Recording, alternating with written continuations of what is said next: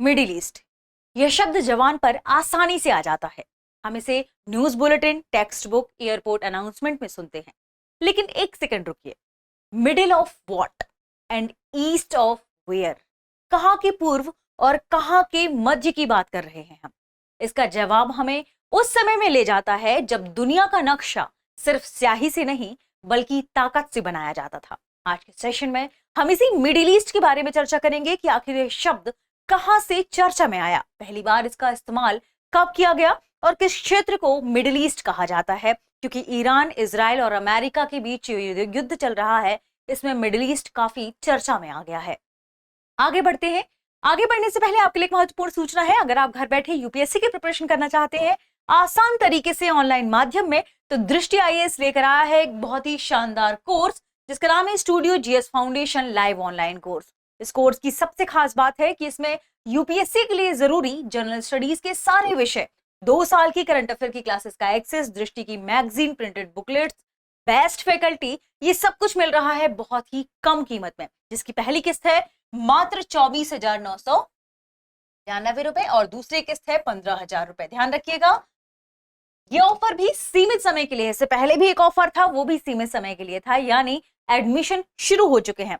कहां से खरीद सकते हैं? डिस्क्रिप्शन में आपको लिंक दी गई है, हिंदी, इंग्लिश और इंग्लिश तीनों कोर्सों की। जिसे भी आप क्लिक करेंगे वो आपको ले जाएगा दृष्टि लर्निंग ऐप पे। इस कोर्स में आप डिस्काउंट भी पा सकते हैं। कैसे? कूपन कोड का इस्तेमाल करें, गीत कूपन कोड के इस्तेमाल करने से आपको यह कोर्स बहुत ही कम कीमत में मिल जाएगा। ठीक है, तो कहां से खरीदेंगे? दृष्टि लर्निंग ऐप, उस पे आप जाएंगे, जीएस स्टूडियो फाउंडेशन कोर्स, उसमें आप कूपन कोड इस्तेमाल करके और भी कम कीमत पर इस कोर्स को खरीद सकते हैं। तो देर किस बात की, कॉल करें 8750187501 पर।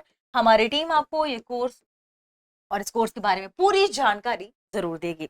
आगे बढ़ते हैं और देखते हैं इस आज के सेशन को। लेकिन एक और महत्वपूर्ण सूचना, इस कोर्स की सबसे खास बात है, मान लीजिए आपने इस कोर्स को खरीदा, फिर आपका मन हो कि आप दृष्टि के किसी ऑफलाइन सेंटर में जाकर क्लास करना चाहते हैं।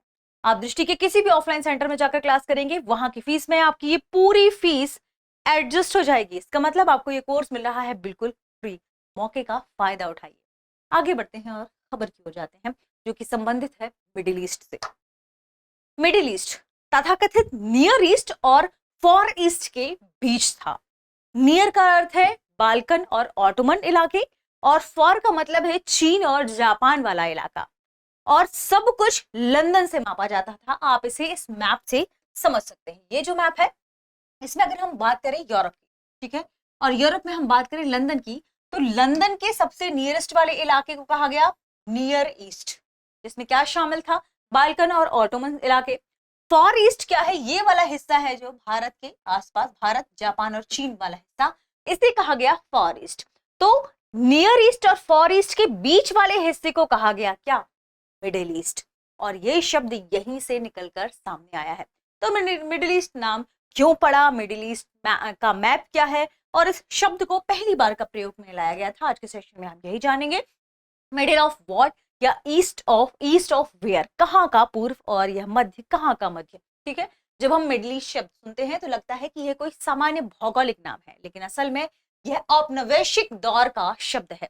यह नाम यूरोप के नजरिए से रखा गया था, यानी दुनिया का नक्शा यूरोप को केंद्र मानकर बनाया गया था, और उसी आधार पर इसे नियर ईस्ट, फार ईस्ट और मिडिल ईस्ट कहा गया। जो क्षेत्र यूरोप के पूर्व में थे उन्हें अलग अलग नाम दिए गए। जब ब्रिटिश एम्पायर बहुत बड़ा हुआ तो उसे अपने क्षेत्रों को समझाने के लिए शब्द चाहिए थे, और इसी क्रम में ये शब्द निकलकर सामने आए। इसलिए मिस्र, अरब, फारस आदि को मिडिल ईस्ट कहा गया। ध्यान रखिएगा, मिस्र, अरब और फारस को क्या कहा गया? मिडिल ईस्ट कहा गया। भारत, चीन जैसे दूर क्षेत्रों को फार ईस्ट कहा गया। ये भूगोल नहीं बल्कि राजनीतिक और सैन्य जरूरत से निकलकर सामने आए हैं। बात कर लेते हैं पहली बार इस्तेमाल कब हुआ। इस शब्द को पहली बार इस्तेमाल में लाया गया वर्ष 1902 में। ठीक है, अल्फ्रेड हायर महान ने इसका पहली बार इस्तेमाल किया था 1902 में। वे एक अमेरिकी नौसेना रणनीतिकार थे, ध्यान रखिएगा। उन्होंने ब्रिटिश साम्राज्य के हितों पर लिखते हुए भारत और फारस की खाड़ी के बीच के इलाके को मिडिल ईस्ट कहा। अब आप पूछेंगे ये कहां पर है? ये है मिडिल ईस्ट, ये है मिडिल ईस्ट का मैप।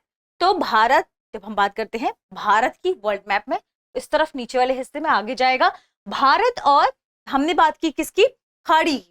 इन दोनों के बीच वाले क्षेत्र के लिए जो शब्द इस्तेमाल हुआ उसे कहा गया मिडिल ईस्ट। तो ध्यान रखेगा, भारत और फारस की खाड़ी के बीच के इलाके को मिडिल ईस्ट कहा गया। उनका नजरिया यूरोप से था, क्योंकि यूरोप को केंद्र मानकर यूरोप के ईस्ट वाले हिस्से को उन्होंने क्या कह दिया, नियर ईस्ट और फार ईस्ट के बीच को मिडिल ईस्ट। ठीक है, मिडिल ईस्ट में देखिए क्या क्या है, ईरान, आगे बढ़ेंगे इराक, सीरिया, आप और आगे बढ़ेंगे जॉर्डन, ठीक है, इजराइल, फिलिस्तीन, फिर आप आगे बढ़े सऊदी अरेबिया, यमन, ठीक है, Syria, Oman, UAE, Qatar, Bahrain, Kuwait.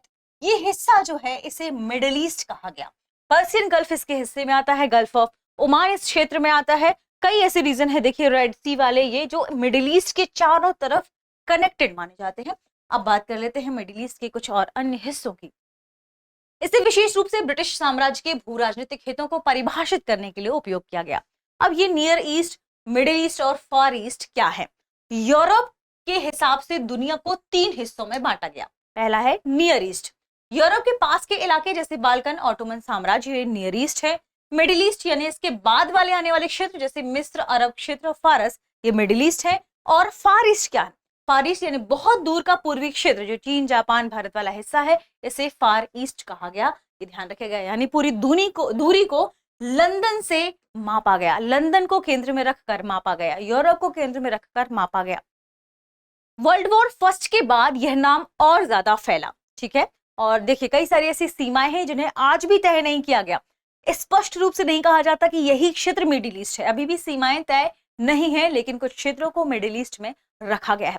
प्रथम विश्व युद्ध के बाद यह और भी व्यापक हुआ। जब वर्ल्ड वॉर 1 हुआ तो उसके बाद ऑटोमन एम्पायर टूट गया और तब कई नए देश बने। तब ब्रिटेन और अमेरिका ने कूटनीति और सैन्य रणनीति में मिडिल ईस्ट शब्द का इस्तेमाल और ज्यादा बढ़ा दिया और धीरे धीरे यह नाम पूरी दुनिया भर में चलन में आ गया। ठीक है, इसके बाद कुछ चीजें और भी बदली, यानी कुछ लोग इसकी आलोचना भी करते हैं। ये लोग मानते हैं कि यह शब्द यूरोप को केंद्र में रखकर लाया गया है और कई ऐसी अलग अलग सभ्यताएं हैं इस क्षेत्र में। जैसे हम बात करते हैं फारस की, हम बात करते हैं मिस्र वाले क्षेत्र की, तो इनकी अलग अलग सभ्यताएं हैं, अलग अलग भाषा है, अलग अलग धर्म है। इसके बाद भी मिडिल ईस्ट करके इसे एक ही ब्लॉक में फिट कर दिया गया। तो इस जबकि इस क्षेत्र में बहुत विविधता मौजूद है, इसके बाद भी एक ब्लॉक में इसे फिट क्यों किया जाना चाहिए? तो इसके बदले अब नए शब्द इस्तेमाल होने लगे हैं, जैसे वेस्ट एशिया, पश्चिम एशिया वाला क्षेत्र। जैसे एक नया शब्द इस्तेमाल होने लगा है नॉर्थ अफ्रीका, यानी अफ्रीका का उत्तरी हिस्सा। ये शब्द अब यूरोप को केंद्र में रखकर नहीं उपयोग में होते, बल्कि उस क्षेत्र की भौगोलिक स्थिति को आप कह सकते हैं दर्शाते हुए इस्तेमाल में लाए जाते हैं। जब आलोचना की बात आती है, ध्यान रखिएगा, इस नाम में समस्या की बात आती है।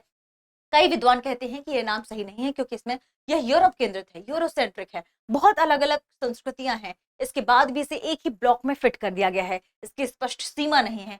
जैसे अगर कोई पूछा जाए कि क्या इसमें तुर्की शामिल है, क्या इसमें ईरान आता है, क्या इसमें उत्तर अफ्रीका आता है, तो अलग अलग लोग आपको अलग अलग जवाब यहाँ पर देंगे। इसलिए कहा जाता है कि कोई इसमें एक मत मौजूद नहीं। ठीक है, ध्यान रखिएगा। अगर हम निष्कर्ष के रूप में देखें तो क्या कह सकते हैं? मिडिल ईस्ट कोई प्राकृतिक दिशा नहीं, यह एक ऐतिहासिक और राजनीतिक शब्द है जो यूरोपीय साम्राज्यवादी नजरिए से इस्तेमाल हुआ था, बनाया गया था।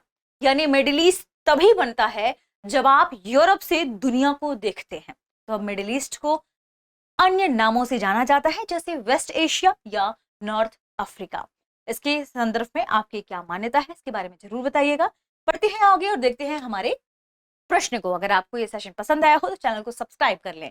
प्रश्न है, मिडिल ईस्ट शब्द किस दृष्टिकोण से बनाया गया था? ऑप्शन ए एशियाई दृष्टिकोण से, ऑप्शन बी अफ्रीकी दृष्टिकोण से, ऑप्शन सी यूरोपीय दृष्टिकोण से, ऑप्शन डी अमेरिकी दृष्टिकोण से।